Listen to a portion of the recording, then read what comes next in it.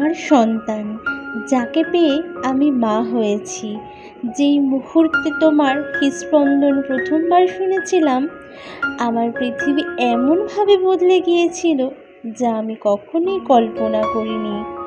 তুমি আমাকে নিখাদ ভালোবাসার অর্থ শিখিয়েছ। তুমি আমাকে শিখিয়েছ সেই শক্তি যা আমার ছিল বলে জানতাম না, সেই ধৈর্য যা আমার প্রয়োজন হবে বুঝিনি, আর এক গভীর ভালোবাসা যা আমার পুরো অস্তিত্বকে নতুনভাবে গড়ে তুলেছে। তোমার সঙ্গে আমি সব কিছু প্রথম স্বাদ পেয়েছি।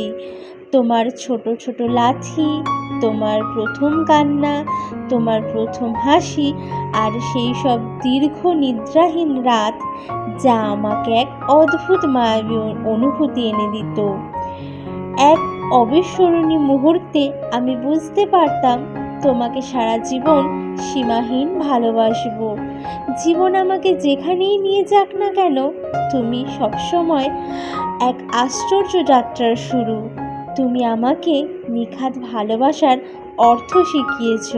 তুমি আমাকে মা বানিয়েছ, আর এর জন্যই আমি তোমাকে চিরকাল ভালোবাসবো, আগলে রাখবো।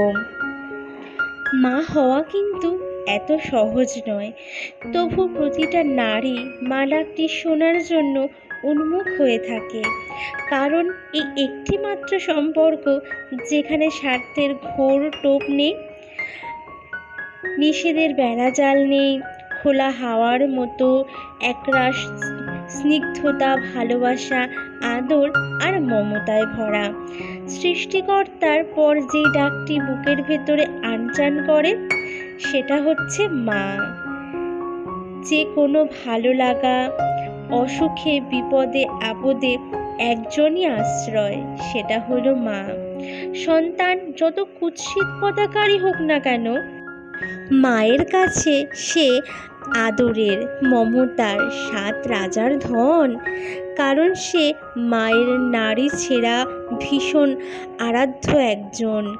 মা কত কষ্ট করে একটি শিশুর জন্ম দেয়, কিন্তু সন্তানের মুখ দেখা মাত্রই কষ্ট ভুলে মুহূর্তেই বুকে তুলে নেয়।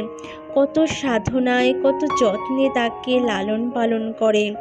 সন্তান কেবল মায়ের শরীরের অংশ নয়, পুরো হৃদয়টা জুড়ে সে। তাই একমাত্র মাই পারে সমস্ত স্বার্থকে জলাঞ্জলি দিয়ে